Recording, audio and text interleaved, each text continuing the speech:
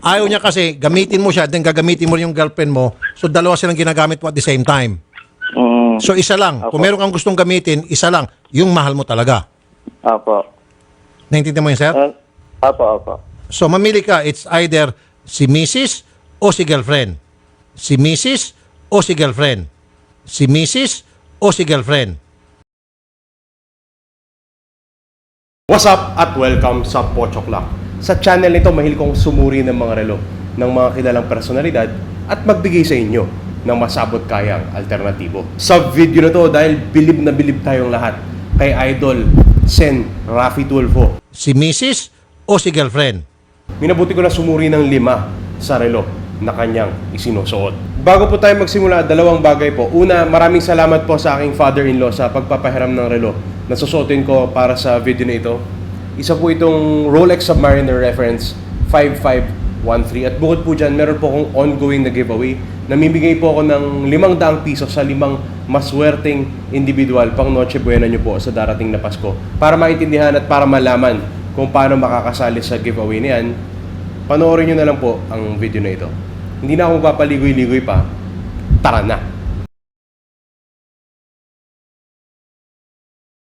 Dito sa unang relo ni Sen Idol Raffy Tulfo, ang kailangan nating tingnan, una, yung case nito, yung hugis niya parang television, tapos yung kulay nito parang rose gold tone siya dito. And then let's look closely at the rubber strap as well, na kulay brown yan. Tapos pag tiningnan nyo yung 6 o'clock position, may parang sub-dial. And then if you look at the hands as well, there appear to be 3 hands, dalawa na parang solid color and one that is at least here appears to be skeletonized. At dahil sa mga katangian na yan, tingin ko this Patek Philippe Aquanaut reference 5164R. So the Aquanaut, I typically feature it on this channel, but I think this is the first time I'm featuring this specific reference. Typically when we see the Patek Philippe Aquanaut, we see it with this simple display na it's just the time and date that are being shown. But this specific watch is quite special kasi it tracks 2 time zones. So, yung time zones na yan, you set a home time zone and a local time zone. So, I would say this Patek Philippe is quite unique and it uses, obviously, rose gold for its case. And it's a bit more substantial than the standard Aquanaut at 42.2 millimeters. So, ang relo na ito, obviously, with the complications and the more refined materials that are being used here, it retails or it sells for more than the regular 5167A. So ito ang SRP is right about 4.2 million pesos, but on the secondary market, I see it sell for up to $195,000 in Philippine peso terms. Yan ay nasa mga 11.85 million. So when it comes to the alternative, dahil actually unaffordable itong relo na ito, virtually unaffordable kasi you would still have to pay shipping and taxes and duties pa aside from the 11.85 million pesos dahil you would have to import this watch. The alternative that I'm proposing would be the Mido Multi-Fort TV Big Date. So in previous videos, I've already recommended the Mido Multi-Fort TV Big Date as an alternative to Aquanauts and Nautiluses or Nautilusi. Not sure kung paano yung plural nun. Pero this specific watch, I think you already know why I'm selecting it. The update that I would like to give you is I think dito sa Pilipinas, meron na silang retail presence. So you can visit Chronicle PH and then contact them. Of course, you still have to be very cautious no, when you buy watches in general terms. But sa website ng chronicle.ph, I see this watch sell for 86,000 pesos. And that's a lot of money, right? But still, I think it's small compared to the price that you would have to pay to buy the 5164R now. The key concession siguro, just to highlight, would be the lack of complications on this watch. It's a relatively simple display of a time and date, but yung date, syempre, with the big date, it's a bit unique. So I think this watch is a great watch to consider when the Aquanaut 5164R is out of reach.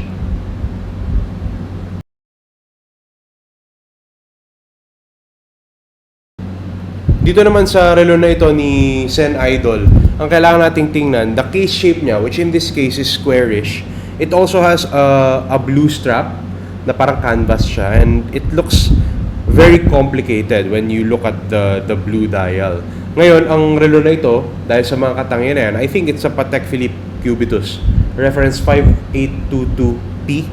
P standing for platinum, and as you can probably tell, this watch is encased in platinum. So ang relo na ito, it's quite complicated when you take a look at it. So among the features would be a big date.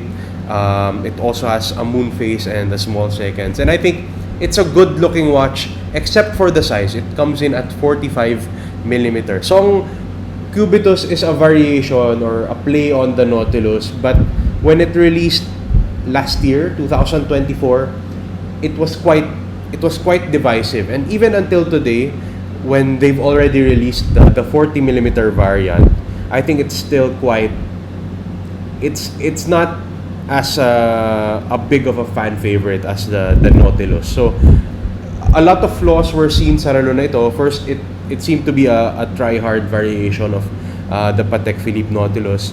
Aside from that, it was quite substantial at 45mm. And syempre, for the price that you're paying, it comes in with a water resistance of 30 meters. And I normally say this, my advice to Sen Idol Raffy would be to avoid yung mga baha pag suot nyo po ang relo na ito. So this watch retails for around 5.7 million pesos, but I see it sell on the secondary market for almost $200,000. Sa piso, yan ay mga 12.15 million pesos, but you would have to pay shipping, taxes, and duties. So dahil out of reach siya, ang nire-recommend kong relo ay ang Reiser Alpen Chrono. So Reiser is a German brand that I think it's the first time in a while that I'm featuring this brand, if at all. At kaya ako to napili because of the case shape, the blue dial, the complicated looking display, but it's really just a chronograph here, and the dark strap. Although in terms of concessions, first let's talk about that dark strap. Na dito is a rubber black strap, and then another one would be the movement. Dito quartz yan. It's also uncomplicated, even if it looks like it's a complicated watch. Finishing will be quite subpar here, and the materials are stainless steel instead of the platinum that we see on the Cubitus. But I think this is still a rather good-looking watch, although, as I always say, you have to buy with caution. So website ng Reiser, this watch sells for 199 euros. Sa Philippine peso terms, yan ay nasa mga 14,000 plus shipping, taxes, and duties pa. So while I think that going for this brand that is relatively young, relatively unknown, is quite divisive among watch enthusiasts, it's quite a risk. But at 14,000 pesos, I think there might be some watch enthusiasts that are willing to take that risk. So, and when it's a German brand, I think you can really rely on it. At least that's their reputation. So Reiser would still be a pretty good choice to consider.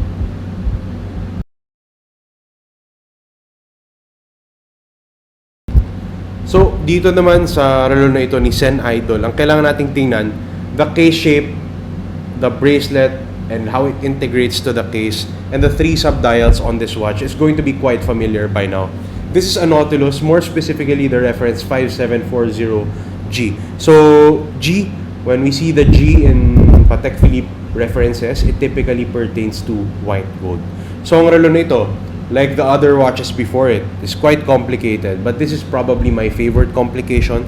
So it comes with a perpetual calendar, ibig sabihin natatrack niya din yung leap year. So it also displays the day, the date, and there's a 24-hour indicator as well, and it can show the moon phase. That's why this is a really, really pretty watch. Ngayon, ang relo na ito, it retails for very close to 10.5 million pesos, but I see it sell on the secondary market for right around $321,500 US dollars. Ngayon, in Philippine peso terms, yan ay nasa mga 19.55 million pesos. And obviously, it's out of reach, not just logistically, but also price-wise, it's quite prohibitive kasi yun, you'd still have to pay shipping, taxes, and duties. Ngayon, ang alternative naman na naisip ko would be the Manhattan 40mm. So this watch is currently up for pre-order, and I think it's worth your consideration when you think about Nautilus alternative. So Ito has an integrated bracelet style as well. The case shape is quite close, but I think it's quite close to the cubitus as well. You look at the case color on this watch as well, and the blue dial, and I think it's a good alternative. In terms of concessions, the standout would be, just visually looking at this, it's the lack of complications. But you'll notice with the alternatives, I really went for something simple. Kasi I know Patek Philippe are the masters of movement, but when you get into these many complications, the prices of the watch become prohibitive as well. So nag-creep up na. And even with this watch, it's already selling sa website ng Man for 799.20 euros. In peso terms, that's 55,000 plus shipping, taxes, and duties pa. But still, even if may kamahalan, worth considering kasi it looks close enough, and Man is an enthusiast's brand. So I'd say whenever you have the chance to buy a Man for below this price or just right around this price, it's already going to be a good deal for you. Hindi, minsan nakupo kami ni Jocelyn dyan. Sige. Load, gano'n ako. Tapos yung sa harap ko, low-waisted pants. Nakita ko yung tibak. Sabi ko, Diyos, pang... Okay, so makikita nyo dito parang octagon na curved yung shape ng relo na suot ni Sir Raffy, at meron itong rubber strap.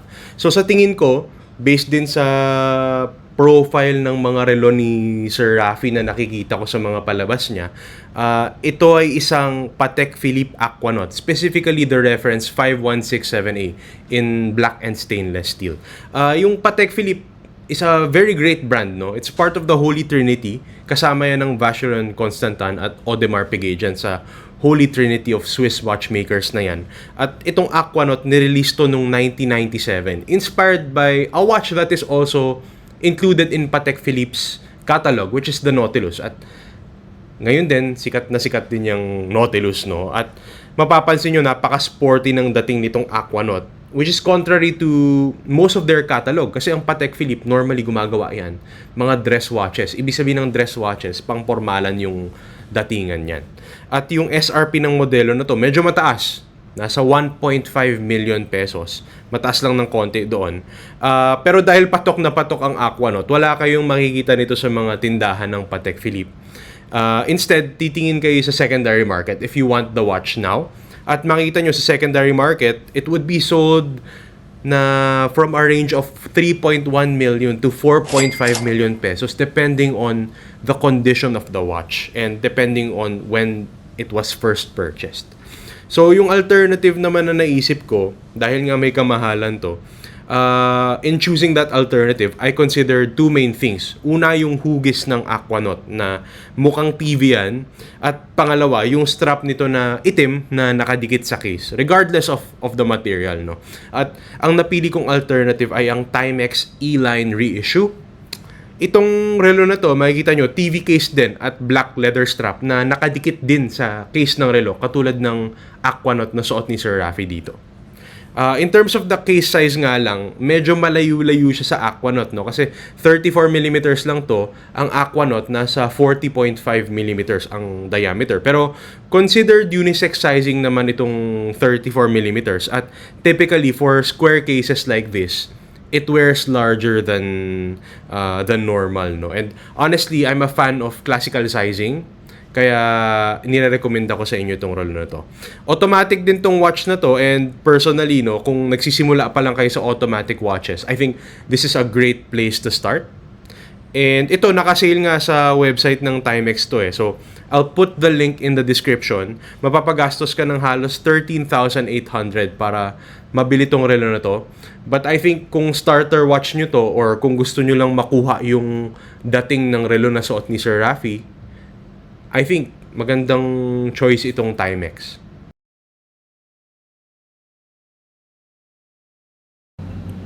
So this next watch is already a bonus kasi I tried to stick to a Patek Philippe only video, and obviously Sen Idol has more watches, but I wanted to give a different brand. So here I'm presenting a watch with a different brand. So let's break this down, right? So you look at this watch, and ang standout talaga, the case shape of the watch na to no shape. Tapos, it's very sporty looking. You look at the strap. It's a rubber strap with some pattern. You look at the crown of the watch. There appear to be hints of yellow there. And if you look at the dial, there appear to be sub-dials, but it's also a darkish display. At dahil sa mga katangian, I think it's a Richard Mille RM11-03. So, I won't go into a lot of detail about this brand, about this specific watch. It looks like it's a chronograph, but it uses unique materials, and Richard Mille is ultra luxury.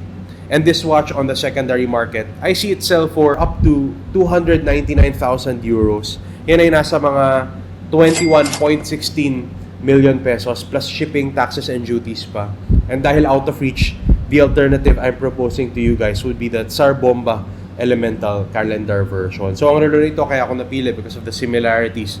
Just in terms of appearance, you look at them side by side, and I think it's quite obvious why I'm selecting this watch. In terms of concessions, the materials are not going to be the same. The movement here is a quartz movement, and the finishing on the watch will not be as refined. But I think at this price na 13,300 pesos sa website ng Tsar Bomba, it's pretty good. It's a good price. Although you would still have to pay shipping, taxes, and duties, as has been the theme for this video. But I think when you just want to try this kind of watch out, Tsar Bomba is a good choice. Kasi napaka-divisive din ng Richard Mille na style. I know you see a lot of celebrities rocking it. You see a lot of sports personalities rocking it. But this is not my style. And if I ever want to give this a shot, I would go the affordable route first with something like Tsar Bomba. Ayun! Nakita na tayo ng 5 sa relo na isinusuot ni Sen Idol Raffy Tulfo. At kung tama ang aking guess kung anong mga relong ito, base sa kanilang mga katangian, kapag binili nyo po yan today, maaari kayong abutin ng humigit kumulang 69 Hoy, bad yun ha. million pesos. At para sa akin po, ang collection na ito of 5 watches is a formidable watch collection. Kaya lang, for me, it screams, I have money, and there's not a lot of taste na personal na embedded dyan sa collection na yan. Parang, kumbaga, puro hype watch kasi yung nasa collection na ito. And comparing that to other collections, katulad nung kay Attorney Rowena Guanzon, na there was a lot of personality. This one, kahit ang taas nung possible na value niya on the secondary market, I'm not really a fan of the variety present in this collection. Pero sa lahat po ng relo na tinignan natin sa video nito na sinusuot ni Sen Idol Raffy Tulfo, ang pinaka-paborito ko po dyan yung Patek Philippe Nautilus 5740G. Yan po ay dahil sa quiet elegance ng relo na ito. At doon naman po sa alternatives, consistent naman ako on this channel. My favorite when it comes to the alternatives would really be the Mido Multifort TV Big Date. Pero opinion ko lang po yan. Kung iba pong inyong opinion, kung tingin nyo meron pang ibang relo na mas angkop bilang alternative, let me know in the comment section down below. Kung nagustuhan nyo ang video na ito, please do it the like button. At kung trip nyo yung ganitong klaseng content, watch reviews, pagsuri sa mga relo ng mga kilalang personalidad, please subscribe to the channel and hit the bell icon. Yun lang po, maraming salamat sa oras ng panonood. Laters, yo!